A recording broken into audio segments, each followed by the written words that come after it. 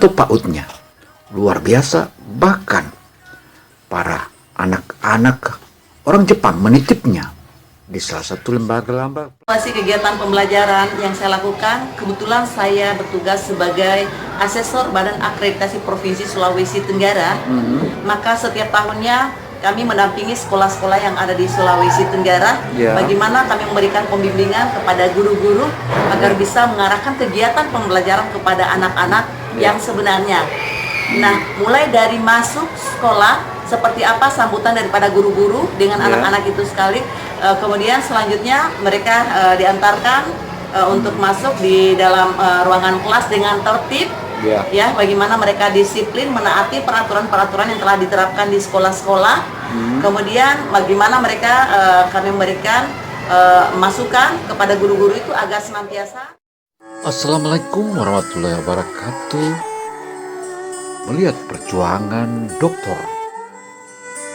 Salvia SPD MPD ini mengingatkan kita pada seorang pelopor PAUD dunia, di mana pada mulanya pendidikan semacam PAUD ini muncul di kota Blankenberg, Jerman pada tahun 1840.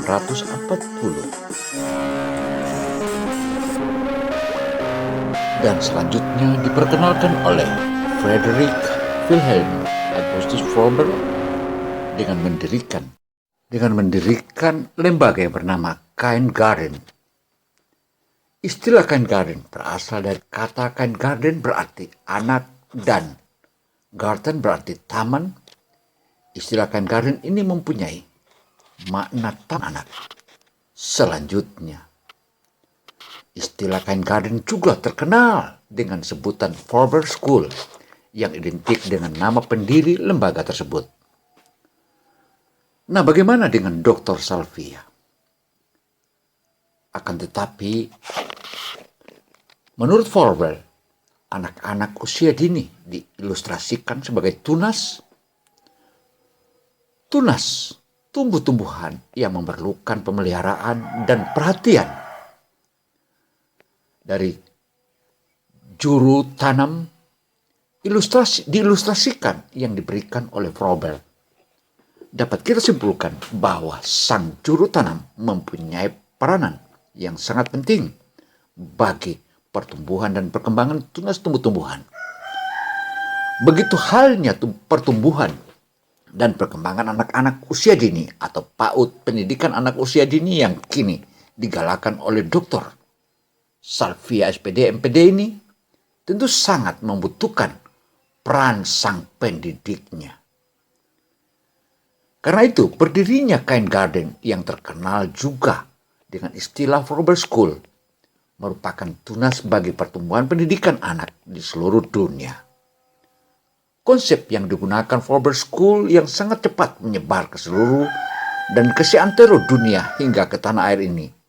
Tapi jangan lupa, ayo kita subscribe dulu ya. Memang sangat cepat menyebar. Sampaikan terima kasih. Nama saya Wode Rahmania. Ya, saya di TK Setia ini menjabat sebagai pelaksana kepala sekolah. Ya, di Kota Bau-Bau. Ya. Provinsi Sulawesi Tenggara tentunya ya. Provinsi Sulawesi Tenggara. Ya.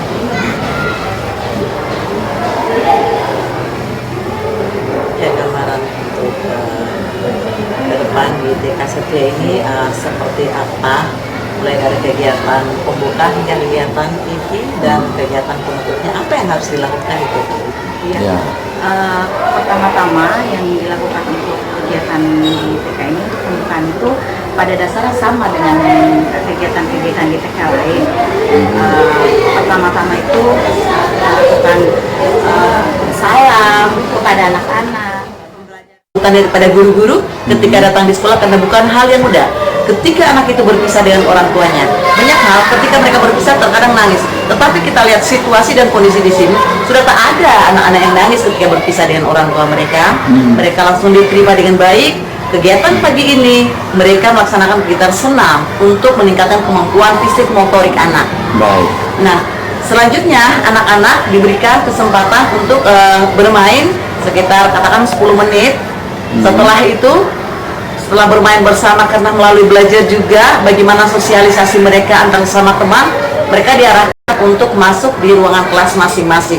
Ya. Nah, di ruangan kelas masing-masing, ibu guru sudah siap dengan tema-tema mereka untuk diajarkan.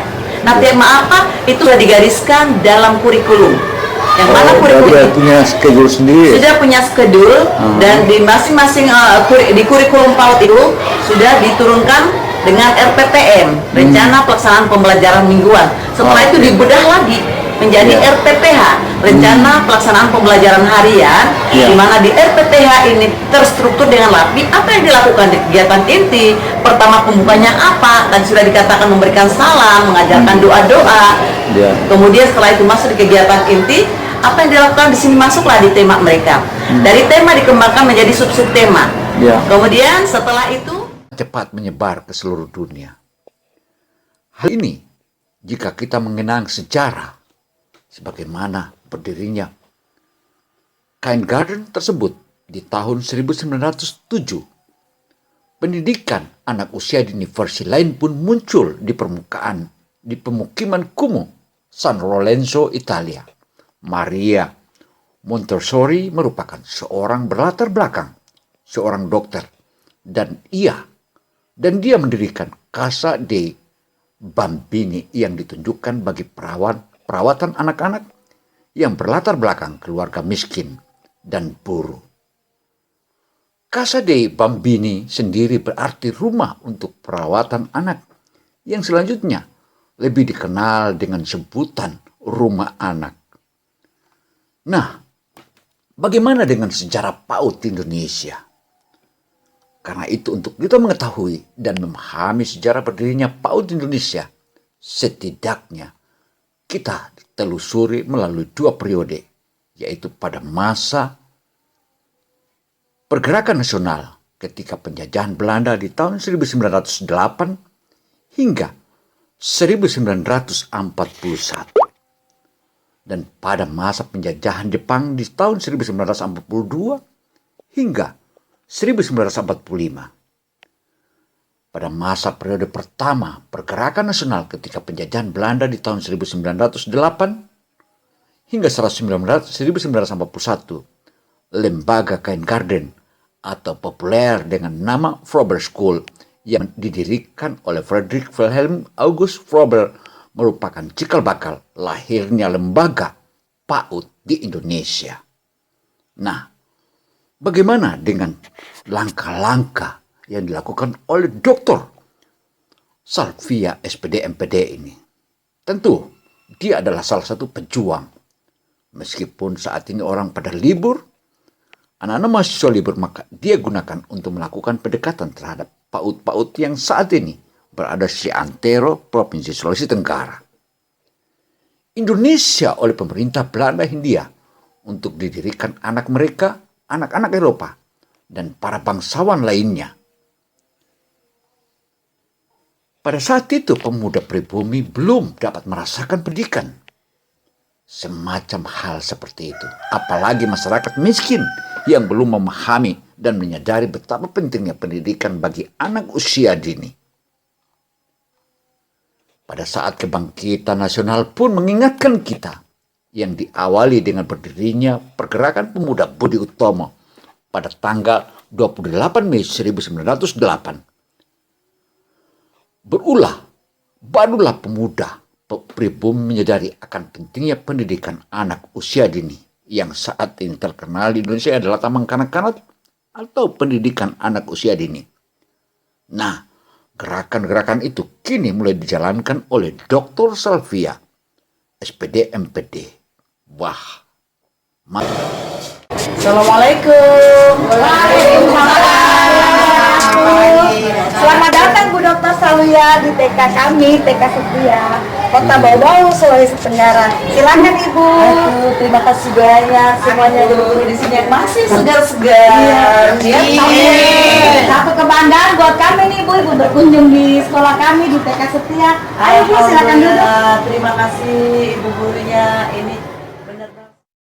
Dr. Salvia, SPD MPD akan menyadari akan pentingnya pendidikan anak dini direalisasikannya dengan mendirikan sebuah yayasan yang saat ini yayasan itu tengah dibangunnya, meski saat ini sedikit terkendala, yang saat ini bisa dibuktikan di rumah kediamannya di Bone-Bone. Nah, untuk itu tentu saja mengingatkan kita Aisyah di Yogyakarta pada tahun 1922, Ki Hajar Dewantoro sepulang dari pengasingannya di Belanda selama 2 tahun mendirikan Taman Lade atau Taman Anak Kaiden Choin. Kaiden Choin yang berkembang dengan taman tengah dibangunnya, meski saat ini sedikit terkendala, yang saat ini bisa dibuktikan di rumah kediamannya di Bone-Bone. Nah, untuk itu tentu saja mengingatkan kita Aisyah di Yogyakarta pada tahun 1922, Ki Hajar Dewantoro sepulang dari pengasingannya di Belanda selama 2 tahun mendirikan Taman Lade atau Taman Anak Kaiden Choin. Kaiden Choin yang berkembang dengan Taman Indria. Karena itu, pada periode kedua masa penjajahan Jepang, tepatnya di tahun 1942 hingga 1945, pada masa penjajahan Jepang, pendidikan PAUD terus berlanjut, namun semakin berkurang dari segi kuantitasnya. Pada saat itulah pemerintah Jepang tidak mengawasi secara formal penyelenggaraan pendidikan setingkat PAUD.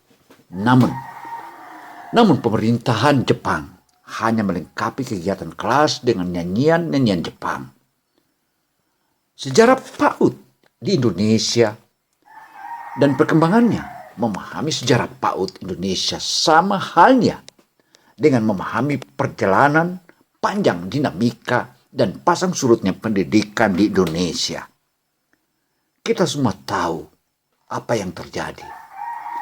Karena itu kehadiran PAUD di Indonesia sesungguhnya dimulai sejak sebelumnya dan sebelum kemerdekaan. Pada masa ini setidaknya dapat ditelusuri melalui 2 periode tersebut.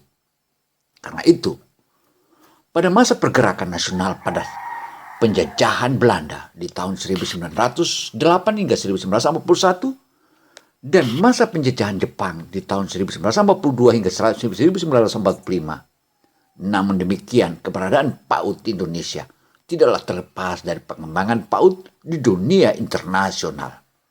Nah, kehadiran Dr. Salvia kembali kita dibangkitkan lagi atau membangkitkan semangat-semangat muda hingga para guru-guru dan kepala sekolah dibangkitkan semangatnya.